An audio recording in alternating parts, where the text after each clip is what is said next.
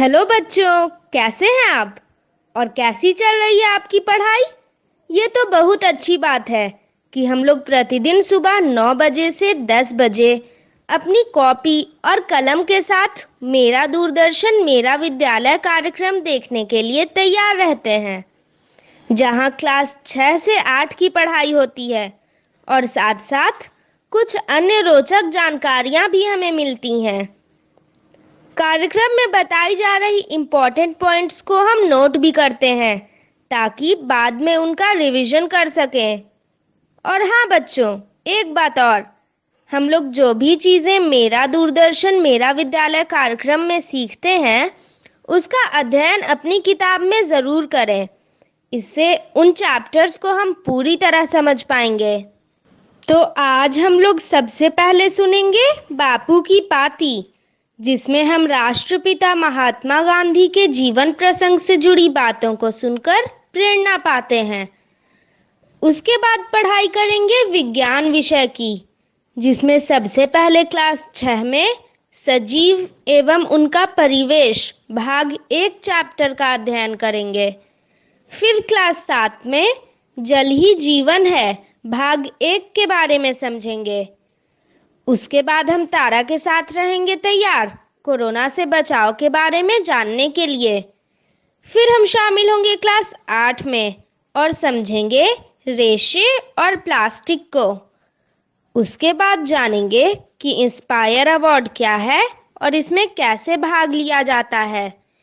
और अंत में चलेंगे पटना का संजय गांधी जैविक उद्यान और देखेंगे जू शो। तो चलिए शुरू करते हैं आज की विज्ञान की क्लास मेरा दूरदर्शन मेरा विद्यालय के साथ।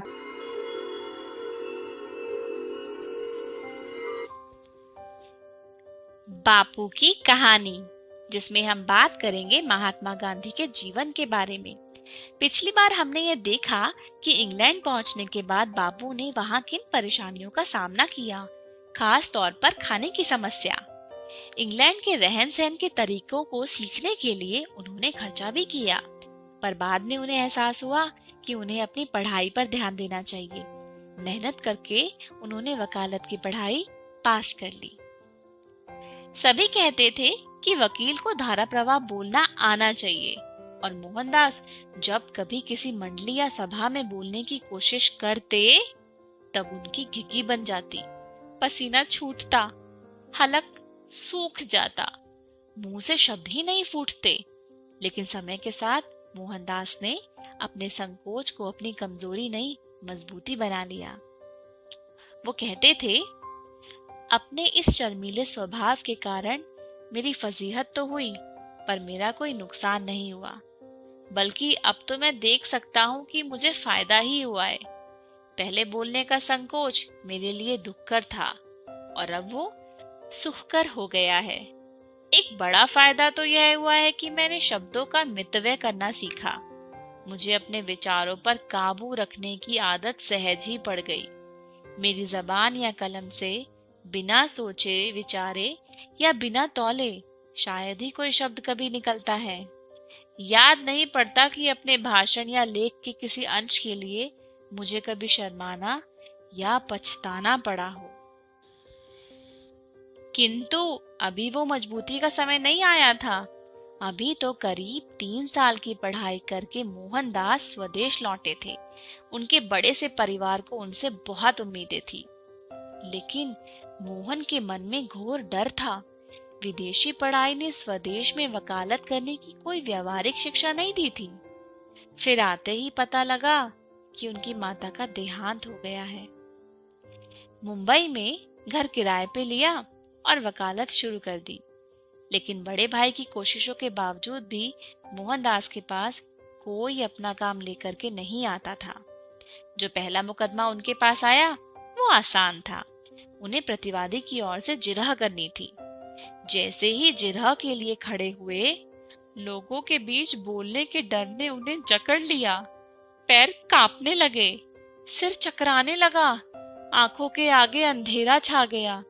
जज और वकील उन पर हंसने लगे। हाँ, अदालत में पेश करने के लिए अर्जी और दावा लिखने का काम आता गया। इसमें मोहनदास अच्छे भी थे, किंतु इससे खर्चा नहीं निकलता था। ये वकालत थोड़े थी। एक हाई स्कूल ने अंग्रेजी शिक्षक का विज्ञापन निकाला था। मोहनदास वहां पहुंच गए। उन्होंने कहा, मैं बीए नहीं हूँ, पर मैंने लंदन की मैट्रिकुलेशन परीक्षा पास की है। प्राचार्य बोले, हाँ ठीक है, लेकिन हमें तो ग्रेजुएट की जरूरत है। और फिर उनको वो नौकरी भी नहीं मिली। निराश होकर मोहनदास राजकोट वापस लौट आए। वहां बड़े भाई की वकालत में छोटा मोटा काम करना शुरू किया। मोहनदास की दीवान बनने की उम्मीदें अब खत्म हो रही थी। अपने बड़े भाई की सिफारिश लेकर मोहनदास एक अंग्रेज अधिकारी से मिलने पोरबंदर गए। इस अधिकारी ने लंदन में उनसे दोस्ती की थी। अफसर ने मोहनदास की पूरी बातें सुने बिना उन्हें चपरासी से धक्के दिलवाकर अपने दफ्तर से निकलवा दिया। मोहनदास ने नियम बनाया कि वो कभी किसी से सिफारिश नहीं करवाएंगे। इसी मायूसी के माहौल में पोरबंदर की एक कंपनी की चिट्ठी मोहनदास के बड़े भाई को मिली। इसमें उन्हें दक्षिण अफ्रीका जाकर एक बड़े कानूनी मामले में मदद देने का प्रस्ताव था। कंपनी के साझेदार से मिलने गए तो उन्होंने बताया कि काम 1 साल का था और तनख्वाह भी अच्छी थी। ये नौकरी थी, वकालत नहीं। तो मोहनदास ने हाँ कर दी। 5 साल के बड़े बेटे के अलावा अब मोहनदास और कस्तूरबाई का दूसरा पुत्र भी था। अपने परिवार को छोड़ रोजगार के लिए मोहनदास दक्षिण अफ्रीका जाने के लिए तैयार हुए। आज के लिए इतना ही। अगली बार हम जानेंगे कि दक्षिण अफ्रीका जाकर उनको किन मुसीबतों का सामना करना पड़ा।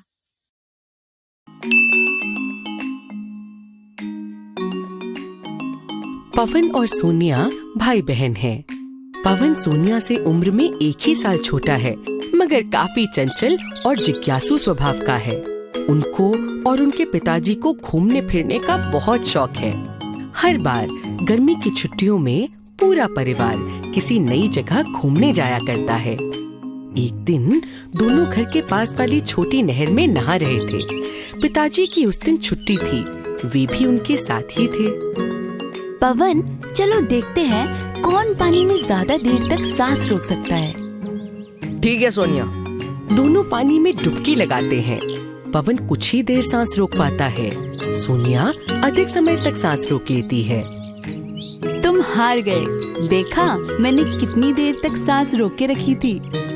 तो तुम भी कोई बहुत ज्यादा देर तक थोड़ी ना रोक पाई हो। हाँ, अब हम कोई डॉल्फिन तो है नहीं जो कि लंबे समय तक पानी के नीचे सांस रोक पाए। सोनिया, जरा सोचो, पानी में रहने वाली मछलियों और अन्य जलीय जीवों की बनावट हमसे कितनी अलग होती है। सही कहा। मछलियों का शरीर धारा रेखीय होता है, जो इनको पानी में चलने में सहायता करता है। जलीय जीवों की पूंछ और मछलियों की शल्क भी गति करने में सहायक होते हैं। बच्चों, क्या तुम्हें पता है कि डॉल्फिन कैसे सांस लेती है और यह मछलियों के सांस लेने से किस प्रकार अलग होता है? डॉल्फिन्स अपने सर पर बने छिद्र से समुद्र की सतह पर आकर सांस लेती हैं। वो पानी को बाहर फेंकती हैं और साफ हवा अंदर भर लेती हैं। हाँ, और मछलियाँ तो अपनी गिलों से सांस लेती हैं। मछुआरे जैसी ही मछलियों को पकड़कर जाल से बाहर निकालते हैं, वो छटपटाने लगती हैं और अगर उन्हें पानी में वापस नहीं डालें तो कुछ ही समय में मर भी जाती हैं। सही कहा। क्या तुम्हें याद है, जब हम गोवा घूमने गए थे तब हमने वहाँ के मछली घर में कितनी अलग अलग तरह की मछलियाँ देखी थीं? हाँ, कुछ याद तो है।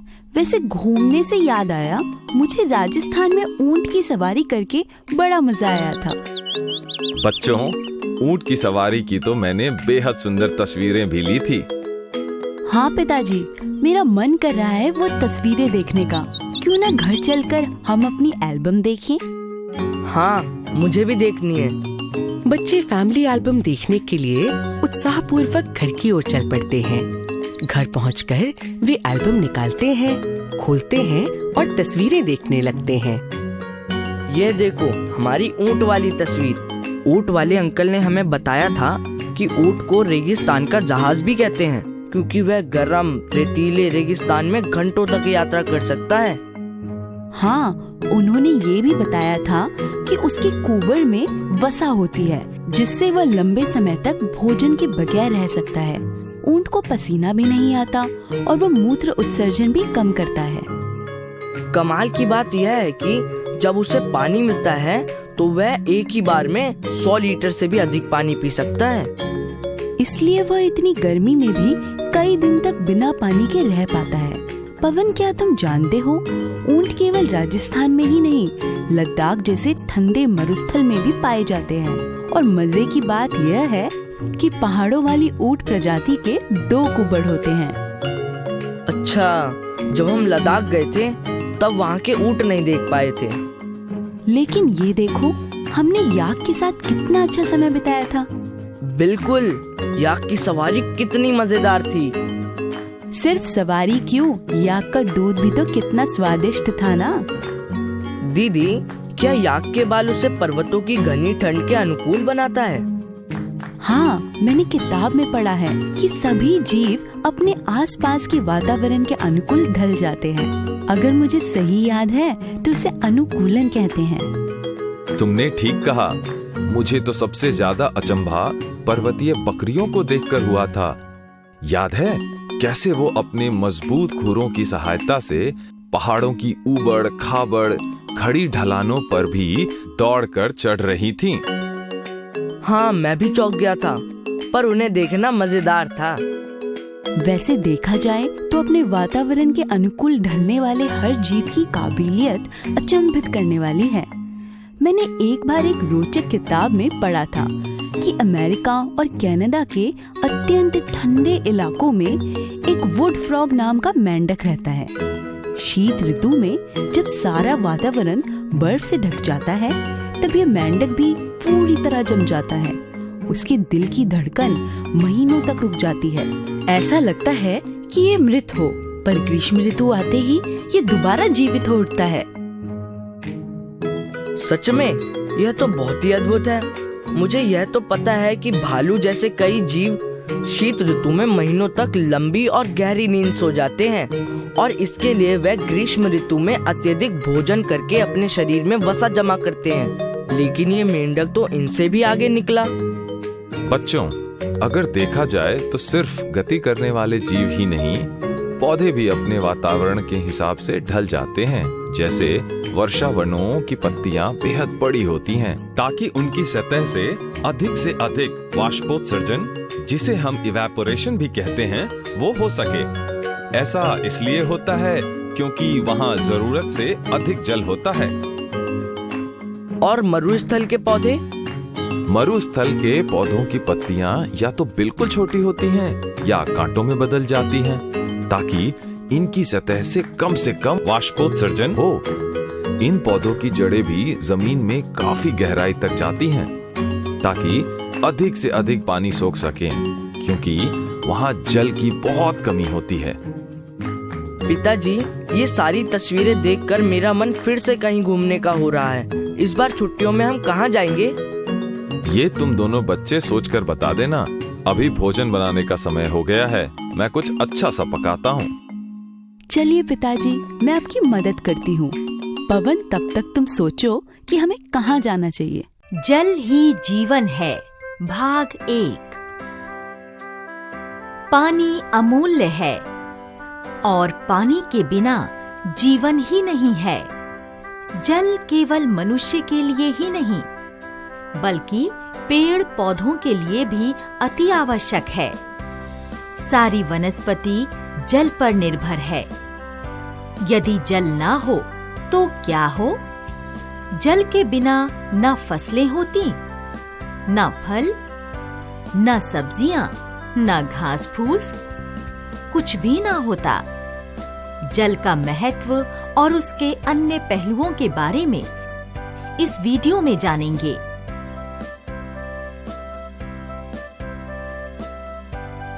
आइए हम राजस्थान के एक छोटे से गांव में चलें, जहां जुगनू और राजेश रहते हैं।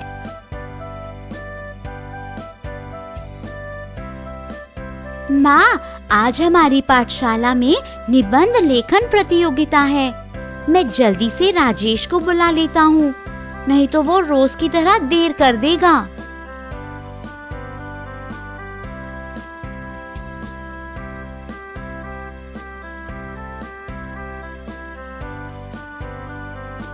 राजेश, राजेश, आ रहे हो क्या? हाँ यार, आ रहा हूँ। तुम जरा 2 मिनट के लिए रुको जुगनू, मैं जल्दी से तैयार हो जाता हूँ। राजेश, तुम हर रोज देर करते हो। ऐसा क्या करते हो तुम कि रोज देर हो जाती है? तुम्हें पता है ना जुगनू, इस गांव में पानी की इतनी कमी है। रोज सुबह मैं सरपंच के घर के पास से पानी लाता हूँ, इसलिए हर रोज देर हो जाती है। हमारे यहाँ पानी की काफी दिक्कत है। ओहो, हमारे यहाँ भी काफी दिक्कत है, लेकिन माँ सुबह पानी लाती हैं और मैं और दीदी शाम को मदद करते हैं। चलो अब जल्दी चलते हैं।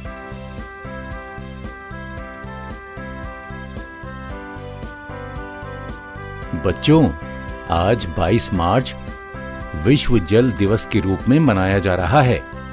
आप सभी को पता ही है कि हमारे गांव और हमारे देश की अलग-अलग जगहों में पानी की काफी कमी है। आज आप सभी पानी के महत्व और उसके बचाव के बारे में एक निबंध लिखेंगे और जिसका निबंध सबसे अच्छा होगा उसे पुरस्कार मिलेगा।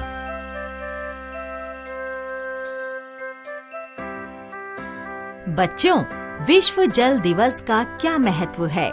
यदि आप दुनिया के नक्शे को देखते हैं तो आप देखेंगे कि हमारे अधिकांश ग्रह पर पानी है, जो 70% है। 70% पानी होने के बावजूद हम पानी की कमी को महसूस करते हैं। क्या आप सोच सकते हैं ऐसा क्यों हो रहा है? सभी बच्चों ने पानी के महत्व के बारे में काफी अच्छी बातें लिखी हैं। आज का पुरस्कार जुगनू को जाता है। जुगनू, यहाँ आओ और पूरी कक्षा को बताओ कि तुमने क्या लिखा। जी मास्टर जी। दोस्तों, यह धरती 70% पानी से भरी है, लेकिन इस पानी में से 97% पानी नमकीन है, जो समुद्रों और महासागरों में है। यह पानी पीने लायक ही नहीं है। जुगनू ठीक कह रहा है। सिर्फ 3% पानी इस्तेमाल करने लायक है। मास्टर जी, क्या इसलिए हमारे गांव में पानी की इतनी कमी है? हाँ, लेकिन जुगनू, क्या तुम विस्तार से बता सकते हो? यह 3% पानी को अलवण पानी कहते हैं। इस 3% जल में लगभग 2/3 पानी नदियों, कुंड, तालाबों में मिलता है और थोड़ा पानी भूजल के रूप में रहता है। भूजल धरती के अंदर रहता है। पानी बर्फ और ग्लेशियरों में पहले जमा रहता है। ये पिघलने पर झीलों में, नदियों में, कुंड में जाता है। केवल 0.006% पानी हमें इस्तेमाल के लिए उपलब्ध है, जो कृषि और कारखानों में भी उपयोग होता है। क्या इतना पानी सारी जनसंख्या के लिए काफी है? बच्चों, इतना कम पानी दुनिया भर में 7 बिलियन से अधिक लोग इस्तेमाल कर रहे हैं। वे इस 0.007% पानी पर ही निर्भर हैं। हम सभी इसलिए पानी की कमी का अनुभव करते हैं। भारत की तरह पूरे विश्व में पानी की समस्या है। पिछले 100 वर्षों में पानी का इस्तेमाल 6 गुना बढ़ गया है। इतने लोग पानी का उपयोग करते हैं। मास्टर जी, अगर इतने लोग पानी का इस्तेमाल करेंगे तो पानी तो खत्म हो जाएगा, है ना? पानी बचाने के कई उपाय हैं। हमें पानी का इस्तेमाल बहुत सावधानी से करना चाहिए। पानी को व्यर्थ नहीं करना चाहिए। हर बूंद को बचाना चाहिए। घर में पानी का पुनः उपयोग करना चाहिए। बारिश का पानी बचाने के लिए राजस्थान में टोबा और टांका बनाए जा रहे हैं। इनमें जल संरक्षण किया जाता है। ये टंकी जैसे हैं। राजस्थान में खड़ीन खेती की प्रणाली है। यह एक पारंपरिक खेती प्रणाली है। इससे बहुत पानी का बचाव किया जाता है। जल संरक्षण सभी को करना चाहिए। शाबाश जुगनू। क्या आप में से कोई मुझे बताएगा कि पानी आता कहाँ से है? जब बारिश होती है हमें पानी मिलता है। बारिश ही पानी का सबसे बड़ा स्रोत है। शाबाश। और बारिश कैसे होती है? पानी 3 अवस्थाओं में होता है। बर्फ ठोस अवस्था है, पानी तरल अवस्था है और वाष्प गैसीय अवस्था है।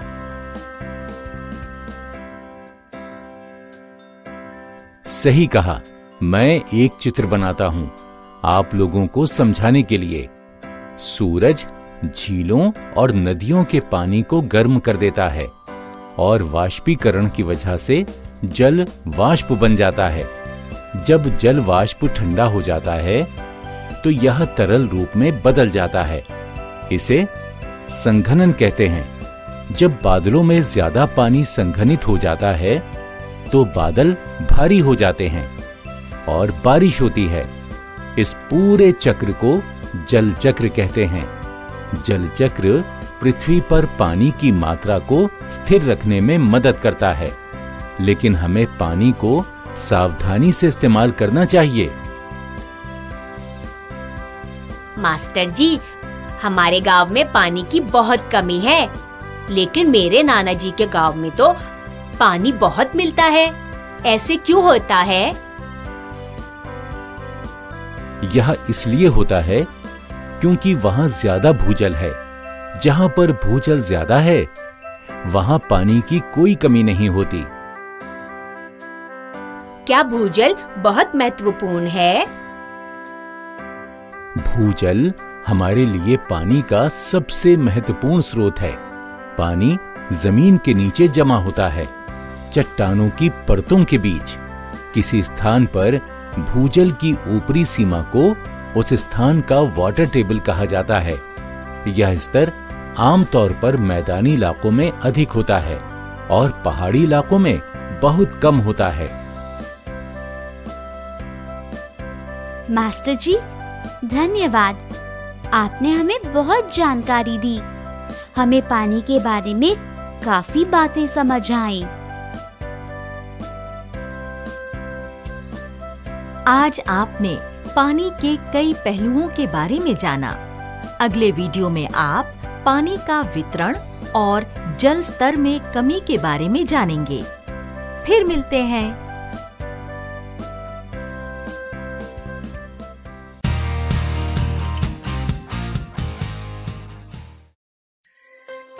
नमस्ते।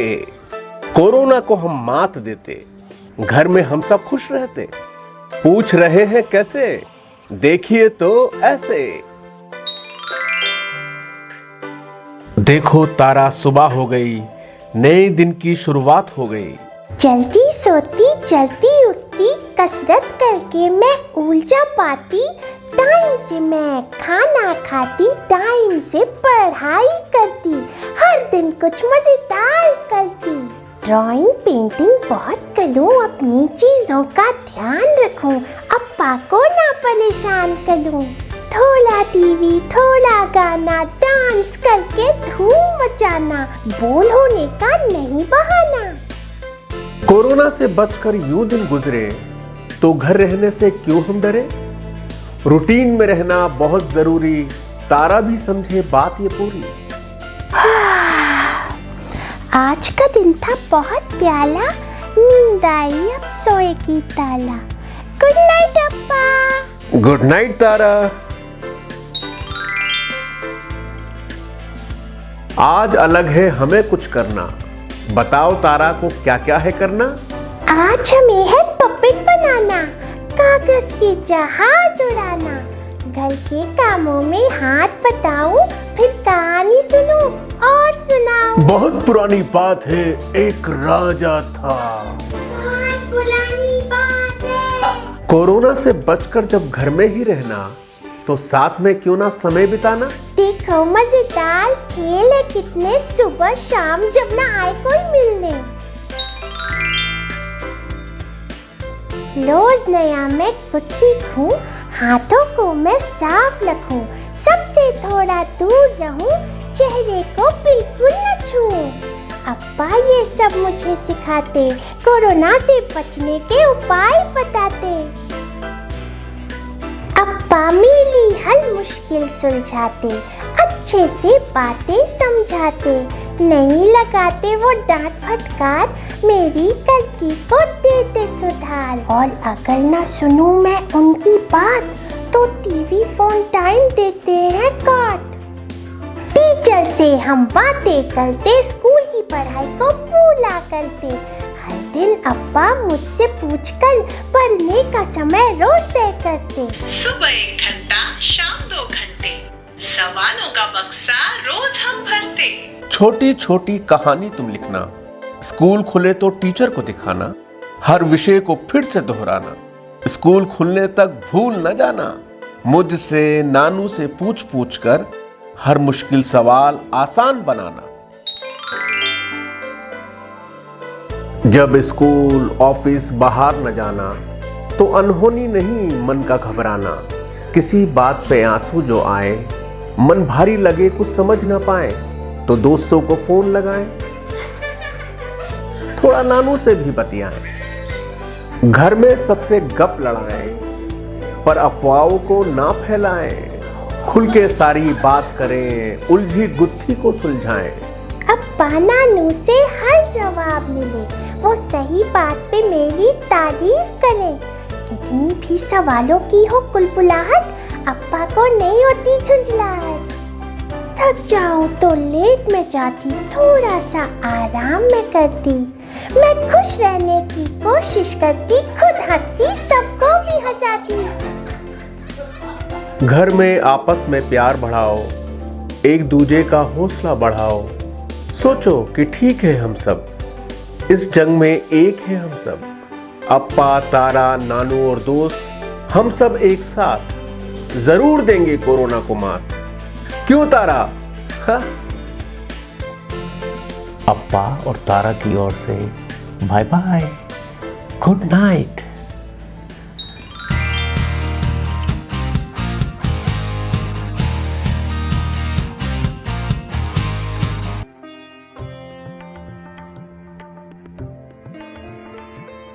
सानिया, ये एक 13 साल की 8वीं क्लास में पढ़ने वाली लड़की है, जिसे नई नई चीजों के बारे में जानना पसंद है। मम्मी जी, सानिया की मम्मी, जिनकी उम्र लगभग 40 साल है, जो कि शहर में रहती हैं, वो सानिया को नई चीजें खोजने, जानने में मदद करती हैं। कबीर, सानिया का बड़ा भाई, जिसकी उम्र 14 साल है, वो 9वीं क्लास में पढ़ता है और सानिया को नई नई चीजें समझने में मदद करता है। ओहो, ये एक तो बाहर तेज बारिश हो रही है, इतनी मुश्किल से छत वाली रस्सी को यहां बांधा था, अब ये भी टूट गई। अब कपड़े कैसे सूखेंगे? पर ये टूट कैसे गई? शायद गीली होने से इसके रेशे कमजोर पड़ गए होंगे। जूट की ही रस्सी है ये। मैं और भैया जाकर दुकान से नई और मजबूत रस्सी लाते हैं, आप मुझे पैसे दे दीजिए। छाता लेकर जाना, बाहर बारिश हो रही है। मम्मी जी, देखो मुझे दुकानदार ने ये नायलॉन की रस्सी दी और कहा कि ये इतनी मजबूत है कि बार बार गीली होने पर भी ये नहीं टूटेगी। मैंने और भैया ने इसे रस्साकसी के खेल की तरह खींच कर भी देखा, है ना भैया? हाँ मम्मी, मैंने भी सुना है कि ये इतने मजबूत रेशे से बनी होती है कि इससे चट्टानों पर चढ़ने के लिए भी इस्तेमाल किया जाता है। ओह अच्छा, तो नायलॉन का रेशा हमें कौन से पौधे से मिलता है? ये किसी पौधे या जंतु से नहीं, बल्कि इंसानों ने खुद बनाए हैं। तुम्हारा छाता भी तो इसी से बना है।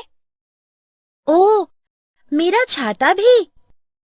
अब मैं समझी कि इंसान ने नायलॉन जैसा रेशा क्यों बनाया होगा, ताकि इससे बनी चीजें मजबूत भी हो और जल्दी से गीली भी ना हो, जैसे ये रस्सी और छाता।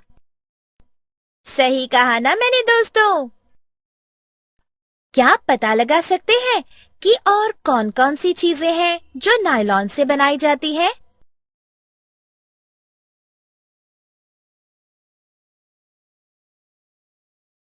भैया, इसके अलावा भी कई रेशे होंगे जो इंसानों ने बनाए होंगे। चीजें मजबूत भी हो और जो पानी में गलती भी नहीं। चलो माँ के नए कपड़ों के बक्से में देखते हैं। हाँ जरूर, चलो। पिछली बार त्योहार पर मम्मी ने रेशम की साड़ी खरीदी थी, जो कि मेरे रेशम के सूट से महंगी थी। मगर इन दोनों की कीमत में इतना अंतर क्यों है, जबकि दोनों ही रेशम के हैं? सानिया दुकानदार ने तुम्हें नकली रेशम दे दिया। मतलब उसने हमें धोखा दे दिया क्या? नहीं सानिया बेटी, ये रेशम जैसा दिखने वाला इंसान का बनाया रेशा है। तुमने इसके बारे में पढ़ा भी होगा अपनी विज्ञान पुस्तक में।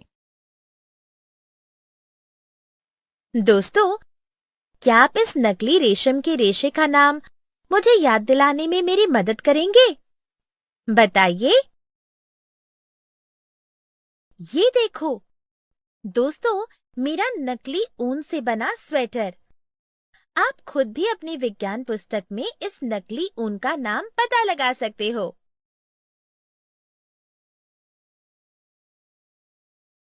ये मेरा टेरिकॉट का कुर्ता पिछले दीपावली में मम्मी ने मुझे पहनने भी नहीं दिया। टेरिकोट पॉलिस्टर का ही एक रूप होता है और वो जल्दी आंख पकड़ लेता है, इसलिए नहीं पहनने दिया।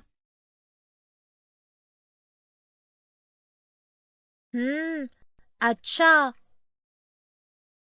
तुम्हें याद है कबीर, तुमने एक बार पेट बॉटल में गर्म गर्म पानी डाल दिया था, तो वो बोतल पिघलकर सिकुड़ गई थी। इनकी कुछ कमियां हैं तो बहुत से फायदे भी तो है।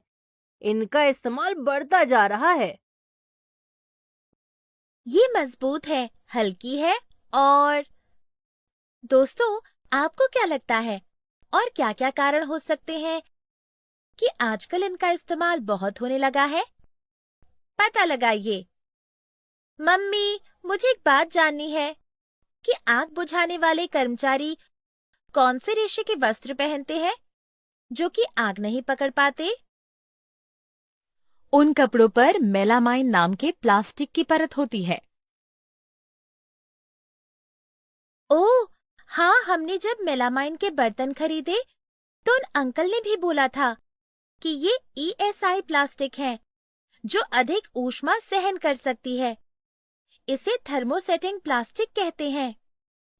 हमारे घर में ESI कई चीजें, बिजली स्विच, बर्तन के हत्थे, इस तरह की प्लास्टिक से बने हैं।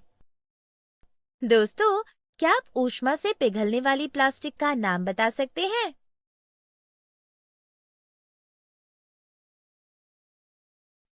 हाँ सानिया, लेकिन तुम जानती हो ना कि प्लास्टिक हमारे वातावरण के लिए हानिकारक भी हो सकती है। हम लोग इन्हें इस्तेमाल करके कहीं भी फेंक देते हैं। नदियों में, सड़कों पर प्लास्टिक इतनी इकट्ठा हो चुकी है। हमारे विद्यालय में प्लास्टिक खत्म करो अभियान में बताया गया था कि ये एक ऐसी वस्तु है जिसे खत्म होने में सैकड़ों साल लग जाएंगे। तो इस अभियान में कैसे साथ दोगी सानिया? बताओ। S/R सिद्धांत अपनाऊंगी, जैसे प्लास्टिक की थैली की जगह कपड़े का थैला। हम प्लास्टिक की जगह स्टील की बोतलों का इस्तेमाल कर सकते हैं। हम एक चीज को फेंकने के बजाय बार बार इस्तेमाल भी कर सकते हैं। दोस्तों, आपको क्या लगता है, पर्यावरण को बचाने के लिए प्लास्टिक को कम करने के और क्या-क्या उपाय हो सकते हैं? दोस्तों, आज जो कुछ हुआ उससे हमने सीखा। 1. इंसान द्वारा बनाए गए रेशे जैसे नायलॉन, रेयॉन, एक्रिलिक और पॉलिस्टर के बारे में। 2. इनसे बने वस्तु की विशेषताओं के बारे में। 3. प्लास्टिक के प्रकार और प्रयोग के बारे में। 4. प्लास्टिक के निपटारे के उपाय के बारे में। तो बच्चों, ये तो हुई विषय की पढ़ाई। अब वक्त है इंस्पायर अवार्ड योजना से संबंधित एक वीडियो देखने का। वीडियो देखने के पहले मैं आपको एक सूचना दे दूं।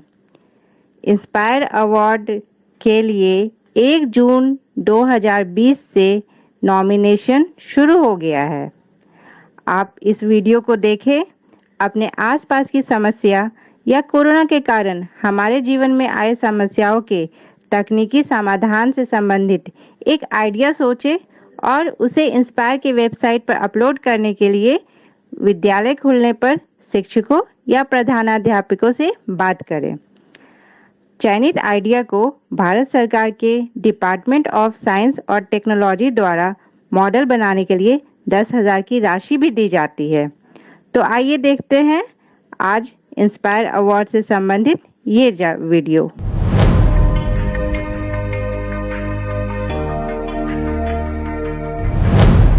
साइंस, टेक्नोलॉजी और इनोवेशन। बदलता भारत, एक नया भारत। बदलते भारत की इस तस्वीर में बच्चे भी अपने इनोवेशन से रंग भर रहे हैं। बच्चों के नए नए आइडिया बड़ी बड़ी समस्याओं का समाधान सुझा रहे हैं। जैसे अंडमान और निकोबार के सैयन अख्तर शेख ने गैस सिलेंडर के कैप को आसानी से खोलने का औजार बनाया है। और मध्य प्रदेश की रहने वाली सुलोचना काकोडिया ने एक अनोखी ऑटोमेटिक टॉयलेट क्लीनिंग मशीन बनाई है।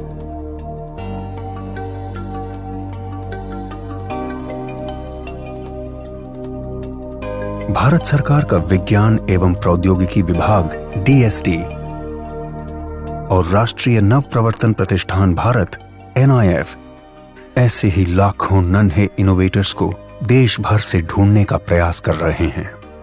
और इस अभिनव प्रयास का माध्यम है इंस्पायर अवार्ड्स मानक। इस प्रतियोगिता में कक्षा 6 से 10 तक के स्कूली बच्चे भाग लेते हैं,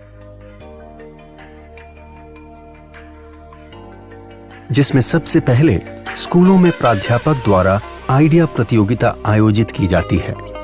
इसके जरिए बच्चों के बेस्ट 2 से 3 आइडिया का चयन किया जाता है, जिसका नामांकन इंस्पायर अवार्ड्स मानक के वेब पोर्टल पर स्कूल द्वारा किया जाता है।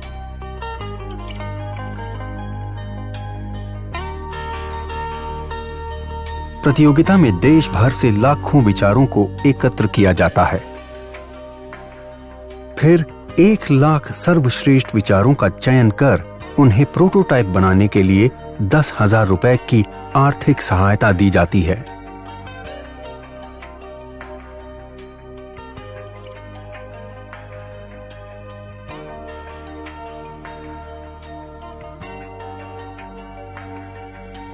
और बच्चों को जिला स्तरीय प्रतियोगिता में भाग लेने का अवसर मिलता है।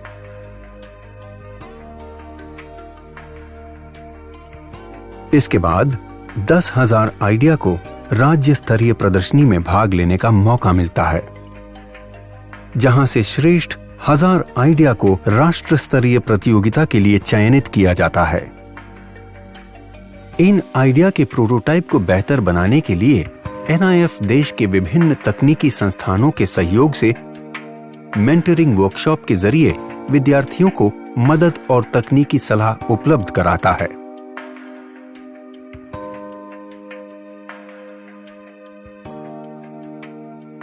राष्ट्रीय स्तर की प्रदर्शनी में श्रेष्ठतम 60 को राष्ट्रीय पुरस्कार के लिए चयनित किया जाता है। NIF चयनित सभी 60 प्रोटोटाइप की उपयोगिता, व्यावसायिकता की संभावनाओं की जांच कर उसे DST और अपनी अन्य योजनाओं से जोड़ने का प्रयास करता है।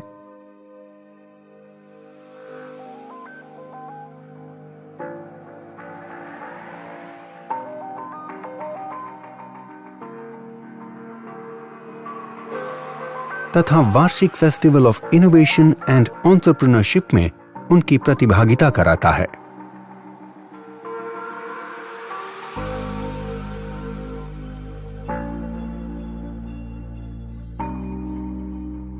अधिक जानकारी के लिए www.inspireawards-dst.gov.in पर जाएं। आइए लाखों विद्यार्थियों को भविष्य के इनोवेटर्स बनने में हम भी मदद करें और उन्हें कुछ नया और बेहतर करने के लिए प्रेरित करें और इन बच्चों के आइडिया के जरिए एक नया भारत बनाएं।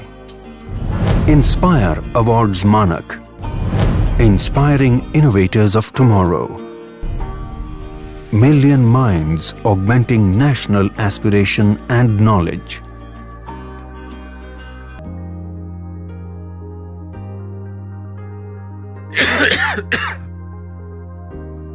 क्या हुआ अली भैया?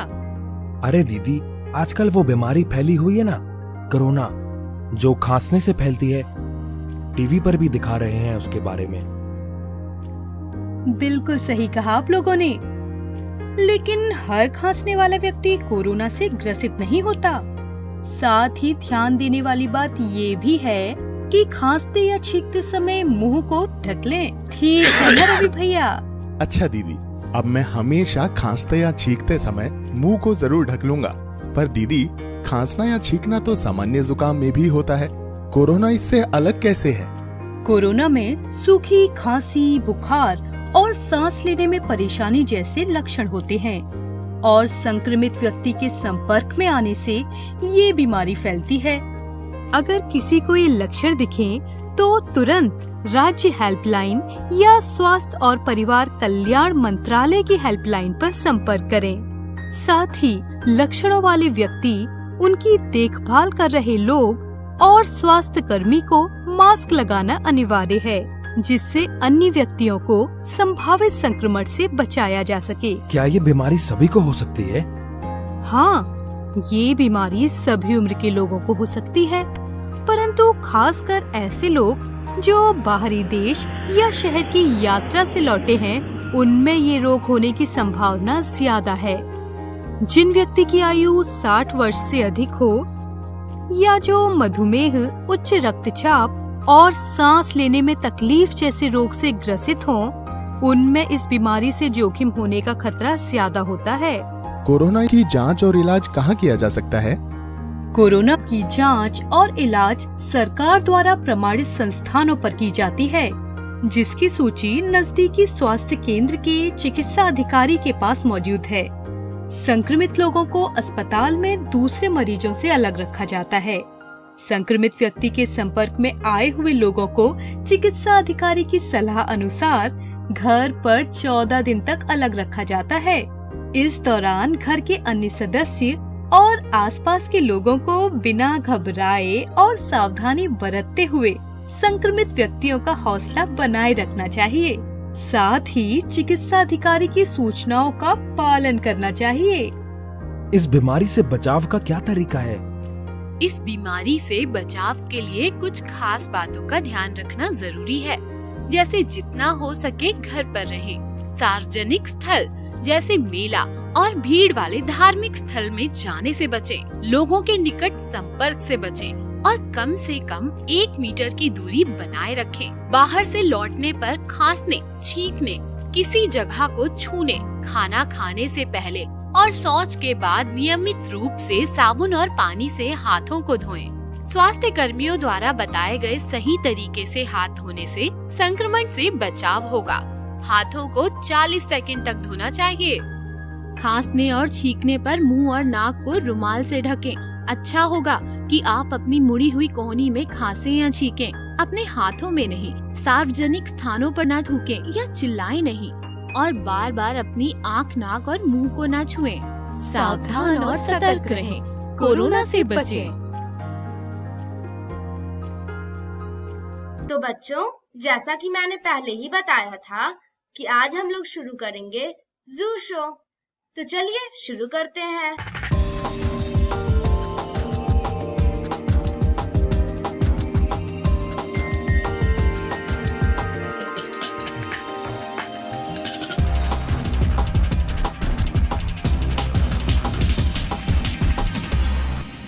संजय गांधी जू आउटरीच प्रोग्राम में आज हम आपको पानी में निवास करने वाली एक ऐसी प्रजाति के बारे में बताने जा रहे हैं जिसका अस्तित्व संभवतः हम इंसानों की उत्पत्ति के पहले से ही पानी में हो चुका था।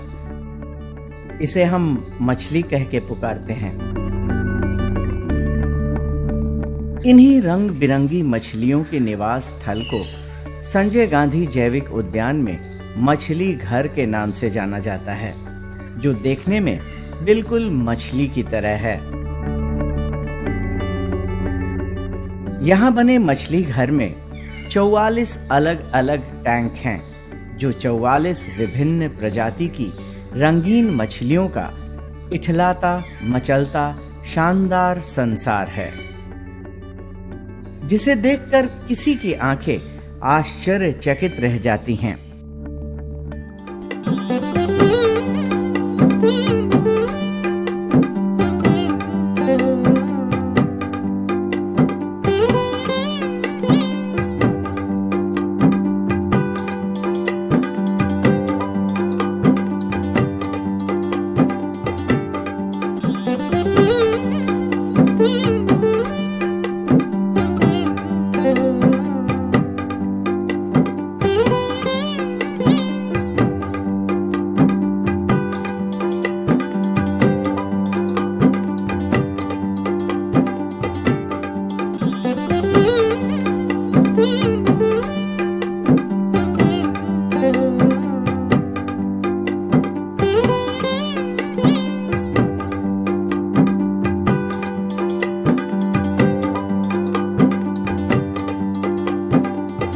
आज लगभग जितने भी जू हैं इंडिया में, सब में छोटा या बड़ा एक्वेरियम है और पटना जू में भी इसी तरह का एक एक्वेरियम है जो काफ़ी रमणीक जगह पर है। यहाँ पर जो एक ओल्ड लेक है, चारों तरफ आर्टिफिशियल लेक है, उसके बीच में एक आइलैंड की तरफ ये एक्वेरियम अवस्थित है और ये 1993 में इसका संचालन शुरू किया गया था। और इसका जो बिल्डिंग है इसकी भी आकृति एक मछली की तरह बनाई गई है। अभी तत्काल में पटना जू में एक्वेरियम में मैरीन फिशेस नहीं हैं, लेकिन हम कोशिश कर रहे हैं कि इसको अपग्रेड करके मैरीन फिशेस को भी रखा जाए। बहुत से तरह की फिशेस हैं जिनके बारे में अलग अलग बता पाना थोड़ा मुश्किल है, लेकिन कुछ का नाम मैं बताना चाहूँगा। जैसे यहाँ पे जितने भी फिशेस हैं जो जनरली मार्केट में भी मिलते हैं, हम लोगों ने उसे रखा है और अच्छा से उसको कैसे एज ए हॉबी भी एक्वेरियम कीपिंग को परस्यू किया जा सकता है, उसको यहाँ जो भी दर्शक आते हैं वो सीख सकते हैं। जो मेन स्पीसीज यहाँ पे हैं, येलो पैरट है, कार्प्स हैं, इसके अलावा ग्रीन टेक्सास हैं, ग्रीन टेट्रा हैं, फिन जेब्रा है, सिल्वर शार्क है और टर्टल की भी वैरायटी है, पिराना है। तो इस तरह से हम देखते हैं कि बहुत सारे स्पीसीज यहाँ पे रखे गए हैं रंग बिरंगे। जो भी दर्शक यहाँ आते हैं उसके बारे में, उसके नोमेनक्लेचर उसको देख करके को एक बायोडाइवर्सिटी संरक्षण के बारे में भी जानकारी मिलती है कि हमारी दुनिया इतनी रंग बिरंगी है, इतने तरह के फिशेस जिन्हें ऐसे एक जगह देख पाना मुश्किल होता है, हमारे एक्वेरियम के थ्रू देख सकते हैं। कई सभ्यताओं के साहित्य, इतिहास और उनकी संस्कृति में मछलियों का विशेष स्थान है। मछली घर एक ऐसी दुनिया है जो हर उम्र के लोगों को खूब भाता है। यहाँ आने वाले बच्चों के लिए तो मानो ये एक अनोखी अनूठी दुनिया है। सप्ताह में उसको सफाई किया जाता है पानी का। जाड़े के दिन में हम लोग हीटर लगाते हैं जिसका टेम्परेचर 28 डिग्री रहता है, और मछली बीमार है तो उसको 30 डिग्री टेम्परेचर रखते हैं। उसके लिए टेरामाइसिन दवा जब बीमार पड़ता है तो एंटीबायोटिक दवा है दिया जाता है।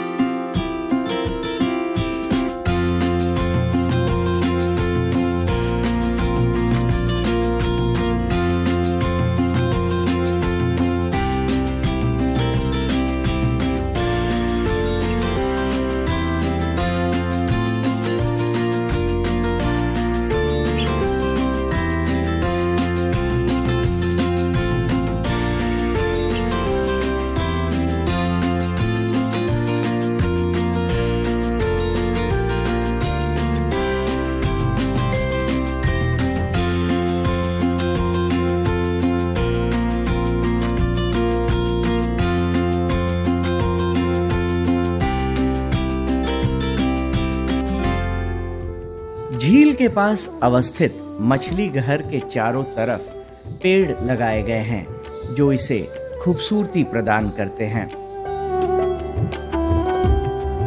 आज के कड़ी में बस इतना ही। अगले एपिसोड में मिलेंगे फिर एक नए जानवर के एनक्लोजर के पास। तब तक के लिए नमस्कार।